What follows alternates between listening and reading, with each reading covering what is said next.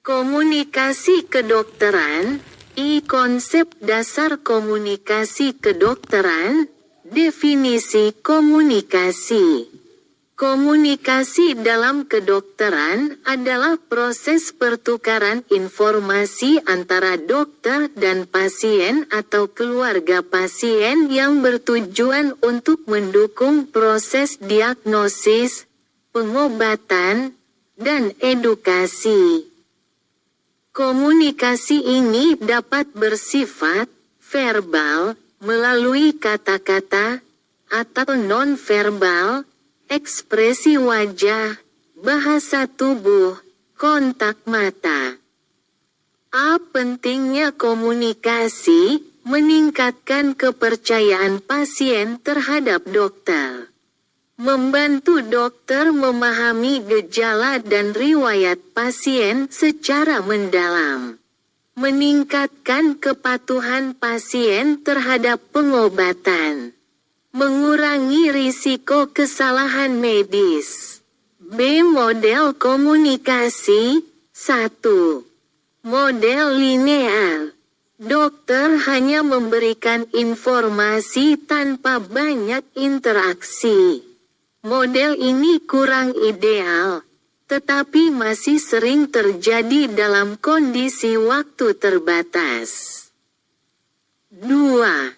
Model interaktif. Interaksi dua arah yang melibatkan umpan balik dari pasien, misalnya ketika pasien bertanya atau memberitahu kekhawatiran mereka. 3. Model pasien pusat, pendekatan yang berfokus pada kebutuhan, preferensi, dan nilai pasien. 2. Komunikasi verbal dan non-verbal. Komunikasi verbal, menggunakan bahasa yang sesuai dengan latar belakang pasien. Contoh, menghindari istilah medis seperti hipertensi dan menggantinya dengan tekanan darah tinggi. Memberikan informasi dalam urutan yang logis agar mudah dipahami pasien. B. Komunikasi nonverbal. Kontak mata, membantu menciptakan rasa percaya. Ekspresi wajah, menunjukkan perhatian atau empati. Postur tubuh, posisi duduk yang sejajar dengan pasien dapat memberikan kesan kesetaraan. Gestur, mengangguk saat mendengar dapat memperlihatkan perhatian. 3. Prinsip dasar komunikasi kedokteran.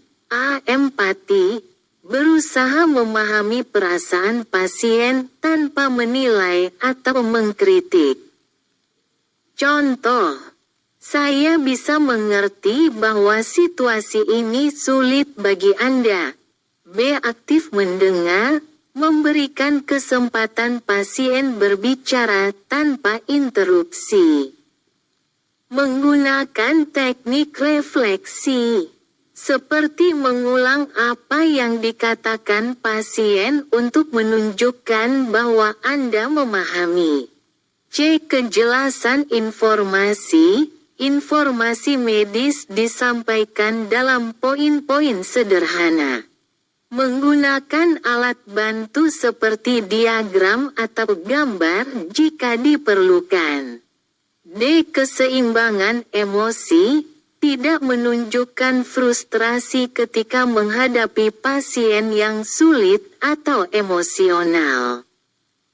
Menjaga nada suara tetap tenang meskipun pasien marah. 4. Tahapan konsultasi medis. Membangun hubungan, awali dengan memperkenalkan diri, dan menjelaskan tujuan konsultasi. Tunjukkan rasa hormat dengan menyapa pasien menggunakan nama mereka. B. Mengumpulkan informasi, menggunakan teknik anamnesis, pertanyaan terbuka, apa yang Anda rasakan? Pertanyaan tertutup, apakah nyeri ini muncul setiap pagi? Mengidentifikasi keluhan utama, riwayat penyakit, dan riwayat keluarga. C. Memberikan informasi, menyampaikan hasil diagnosis dengan bahasa yang mudah dipahami. Menggunakan pendekatan berbasis fakta tetapi tetap mempertimbangkan kondisi emosional pasien. D. Mengakhiri konsultasi, menyimpulkan poin-poin utama. Memastikan pasien memahami langkah selanjutnya. Contoh, apakah ada yang ingin Anda tanyakan sebelum kita akhiri pertemuan ini? V. Komunikasi dengan pasien khusus. A. Pasien anak-anak. Menggunakan alat bantu seperti boneka atau gambar untuk menjelaskan prosedur medis. Melibatkan orang tua untuk menciptakan rasa aman. B. Pasien lansia, bicara lebih lambat dan jelas. Pastikan lingkungan konsultasi tenang agar pasien dapat mendengar dengan baik. C. Pasien dengan keterbatasan fisik, mental, jika pasien memiliki gangguan pendengaran. Gunakan tulisan atau alat bantu dengar. Jika pasien memiliki keterbatasan mental, gunakan kata-kata sederhana dan ulangi jika diperlukan. V. Etika dan profesionalisme dalam komunikasi. A. Kerahasiaan medis. Informasi pasien hanya boleh dibagikan dengan persetujuan mereka. Contoh, tidak membahas kondisi pasien di ruang terbuka atau dengan pihak ketiga tanpa izin. B. Respek terhadap pasien, menghormati keputusan pasien, meskipun itu berbeda dari pendapat dokter. Menghindari sikap menggurui atau merendahkan pasien. C. Netralitas emosi. Tidak menunjukkan bias terhadap pasien berdasarkan latar belakang sosial, agama, atau budaya mereka. Menjaga sikap profesional meskipun pasien bersikap tidak menyenangkan. 7. Latihan praktik komunikasi, A. Role play. Mahasiswa berlatih dengan teman sekelas sebagai simulasi dokter dan pasien. Contoh skenario, konsultasi untuk keluhan nyeri kepala. B. Menganalisis video.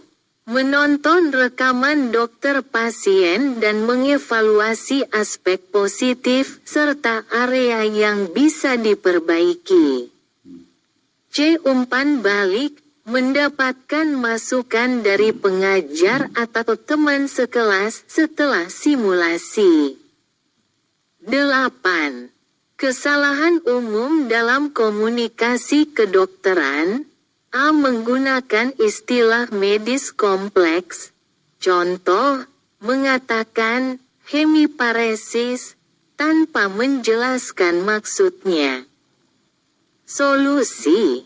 Jelaskan dengan bahasa sederhana seperti kelemahan pada satu sisi tubuh. B. Tidak mendengarkan pasien. Interupsi pasien saat berbicara dapat membuat mereka merasa tidak dihargai. Solusi. Biarkan pasien menyelesaikan kalimat mereka. C. Sikap tergesa-gesa, memberikan kesan bahwa dokter tidak peduli. Solusi, luangkan waktu untuk mendengarkan dengan penuh perhatian meskipun jadwal padat. Kesimpulan, setiap aspek komunikasi kedokteran yang dipelajari di semester 2 bertujuan untuk membangun keterampilan dasar yang mendukung hubungan dokter-pasien yang sehat, efektif, dan manusiawi. Keterampilan ini harus terus diasah melalui latihan dan pengalaman klinis.